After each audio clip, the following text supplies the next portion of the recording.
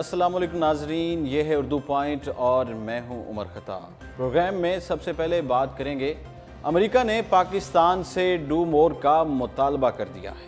उम्मीद है पाकिस्तान हमारे दिए गए हदफ को पूरा करेगा।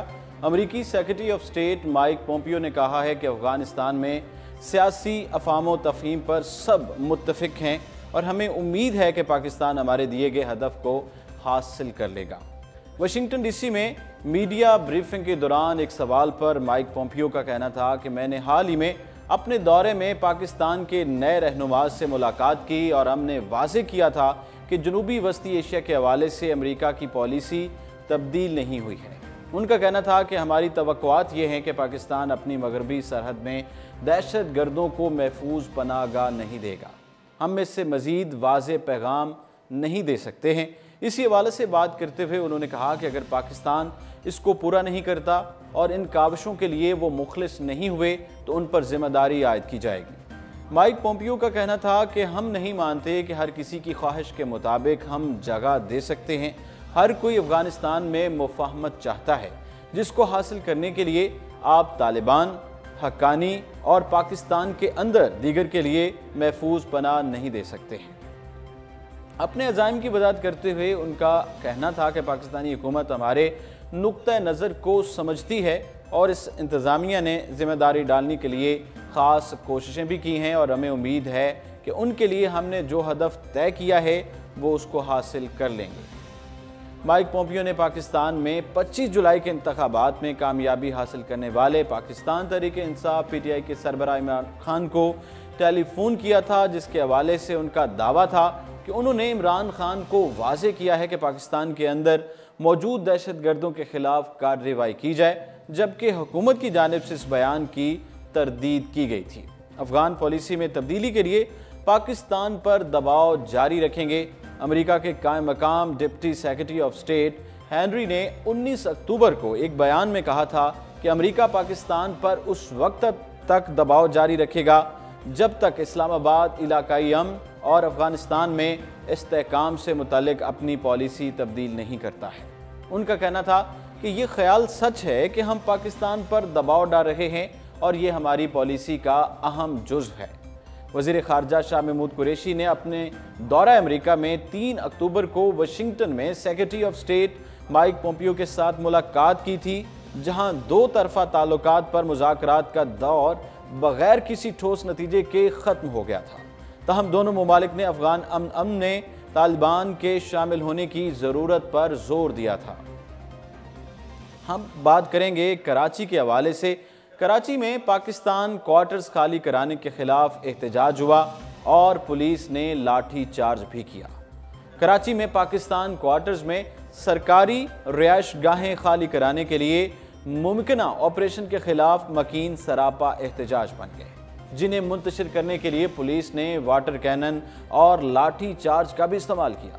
शहर कायद के इलाके गार्डन से मुत्तसिल पाकिस्तान क्वार्टर्स को खाली कराने के लिए अदालती हुक्म पर पुलिस की भारी नफरी मौके पर पहुंची, जहां मकीनों की बड़ी तादाद ने एहतजाज किया और हुकूमत के खिलाफ सख्त नारेबाजी की। याद रहे कि रवां साल जुलाई में सुप्रीम कोर्ट ने यह हुक्म दिया था कि Pakistan quarters, Martin quarters, Jamshed quarters, federal capital area और विफाकी हुकूमत के मुलाजमीन की दीगर रिहाइश गाहों को गैर कानूनी काबजीन से खाली कराया जाए, जिसके बाद से मुतादिद मरतबा पुलिस ने गैर कानूनी काबजीन से जगह खाली कराने की कोशिश भी की थी। कराची में 4168 सरकारी क्वार्टर्स पर कब्जे का इंकशाफ हुआ था। इसी अदालती हुक्म पर अमल दरामद के लिए जब आज पुलिस मुमकिन ऑपरेशन के लिए पाकिस्तान क्वार्टर्स पहुंची तो उससे सख्त मज़ाहमत का सामना करना पड़ा। पुलिस को ये ऑपरेशन महंगा पड़ गया। पुलिस ने वाटर कैनन का इस्तेमाल किया। एहतजाज करने वालों में ख़वातीन, मर्द और बच्चों की बड़ी तादाद मौजूद थी, जिन्होंने पुलिस को मुमकिन ऑपरेशन से रोकने के लिए पथराव किया। इस पर पुलिस ने मुजाहिरीन को मुंतशिर करने के लिए वाटर कैनन और लाठी चार्ज किया, जिससे मुतअद्दिद अफराद जख्मी भी हो गए। पुलिस तर्जुमान के मुताबिक मुश्तिल हजूम ने पुलिस पर हमला किया, जिसके नतीजे में 4 एहलकार जख्मी हुए। जख्मी एहलकारों में मोहम्मद रिजवान, मुनीर अहमद, जमान अब्बास और तनवीर अहमद शामिल हैं। इलाका मकीनों के एहतजाज पर सियासी जमातों के रहनुमा भी इलाका मकीनों से इज़हार यकजहती के लिए पाकिस्तान क्वार्टर्स पहुंचे और चीफ जस्टिस मियां साकिब निसार से फौरी तौर पर आज खुद नोटिस लेने का मुतालबा कर दिया। मुजाहिरीन के एहतजाज के बायस गार्डन से अलबेला चौक तक निश्तर रोड पर ट्रैफिक की रवानी भी मुतासिर हुई। दूसरी जानिब कशीदा सूरत हाल पर वजीर आला सिंध मुराद अली शाह एक्शन में आ गए। उन्होंने नोटिस लिया और नोटिस लेते हुए पुलिस को कार्रवाई रोकने का हुक्म सुना दिया। वजीर आला सिंध मुराद अली शाह ने पुलिस पर इज़हार बरहमी करते हुए कहा कि अवाम के साथ इस तरह का रवैया इंतहाई काबिल अफसोस है, इंतहाई तकलीफ देह है। इस सारे मामले पर मीडिया से गुफ्तगू करते हुए सिंध हुकूमत के तर्जुमान मुर्तज़ा वहाब का कहना था कि वजीर आला ने पुलिस की कार्रवाई का नोटिस ले लिया है और ये भी कहा कि कानूनी तरीक़ाकार पर अमल किया जाए। उन्होंने कहा कि ये क्वार्टर सिंध हुकूमत के नहीं, विफाकी हुकूमत की मलकियत है और उन्हें खाली कराने का हुक्म भी अदालत उज़्मा की जानिब से दिया गया था। ताहम पुलिस की जानिब से लाठी चार्ज का इस्तेमाल दुरुस्त नहीं है। मुर्तज़ा वहाब का कहना था कि हमारी कोशिश है कि मामलात को पुरअमन तरीके से हल किया जाए, लेकिन अदालत उज़्मा के हुक्म पर अमल करना हमारे लिए बहुत ज़रूरी है, जिसके लिए ऐसा लाहे अमल निकालना होगा जिससे मकीनों को भी परेशानी ना हो और अदालती हुक्म पर अमल दरामद भी हो जाए। उधर एडिशनल IG कराची डॉक्टर अमीर शेख ने कहा कि सिंध हुकूमत के अहकामात पर पाकिस्तान क्वार्टर्स में ऑपरेशन रोक दिया है। उन्होंने बताया कि वाक़े की तहकीकात के लिए DIG CIA अमीन यूसुफ ज़ई और DIG शर्की आमिर फ़ारूकी पर मुश्तमिल कमेटी बनाई जा रही है। इससे पहले MQM पाकिस्तान के रहनुमा डॉक्टर फ़ारूक सत्तार भी मकीनों से इज़हार यकजहती के लिए उनके हमरा मौजूद रहे। क्वार्टर्स खाली कराने के लिए अदालत ने हुक्म दिया था कि मकीनों के एहतजाज पर फ़ारूक सत्तार ने मीडिया से बात करते हुए कहा कि बिल्डर माफिया और वजारत हाउसिंग के अफसरान की मिली भगत से ये सब कुछ हो रहा है, क्योंकि वो यहाँ अरबों रुपए की हाउसिंग स्कीमें बनाना चाहते हैं, ये क्वार्टर्स खाली कराना चाहते हैं। फ़ारूक सत्तार ने मौजूदा हुकूमत पर खूब तनकीद के निश्तर चलाए और कहा कि 50 लाख नए मकानों की बात की जा रही है, यहाँ लोगों को घरों से दरबदर किया जा रहा है। क्या यह है नया पाकिस्तान? क्या यह है तब्दीली? फ़ारूक सत्तार का 4000 सरकारी मुलाजमीन को रिहाइश गाहें देने का मुतालबा भी सामने आया था। उन्होंने कहा कि इस मामले पर मेरी सदर मुमलकत डॉक्टर आरिफ अलवी और गवर्नर सिंध इमरान इस्माइल से बातचीत भी हुई थी और उन्होंने कहा था कि इस मामले का हल निकालेंगे। इसके बावजूद ये कार्रवाई कैसे हो रही है?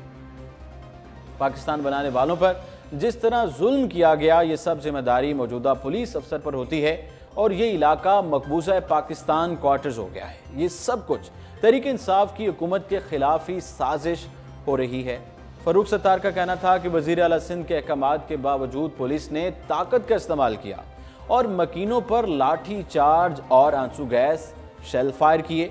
लिहाजा मुराद अली शाह से मुतालबा करता हूँ कि इस जुल्म को फौरी तौर पर रुकवाया जाए। पहले हल्का बंदियों में सिंध की शहरी आबादी कम दिखाएगी, अब जुल्म किया जा रहा है।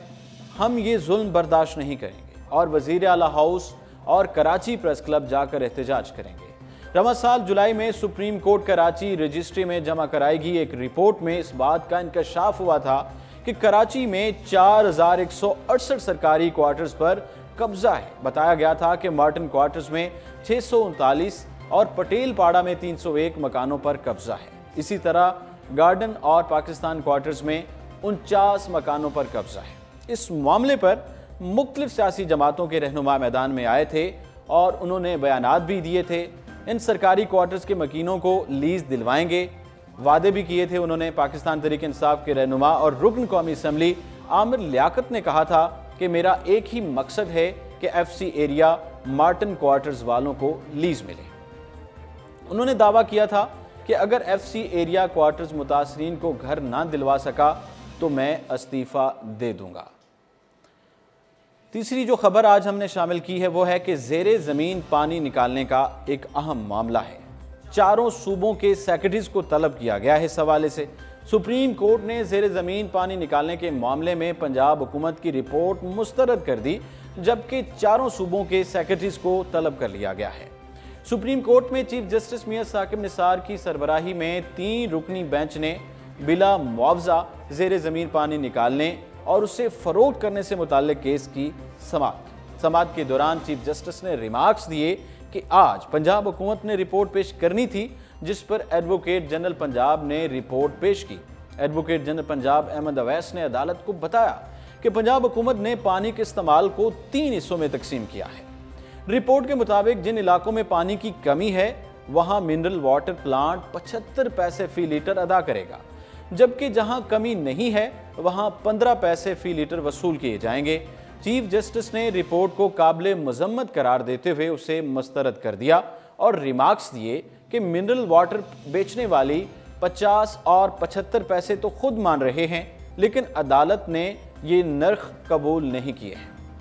चीफ जस्टिस मियां साकिब निसार का कहना था कि नेस्ले ने शेखुपुरा में 6 एकड़ जमीन लेकर अरबों का पानी बेचा है और मुनाफा कमाया है।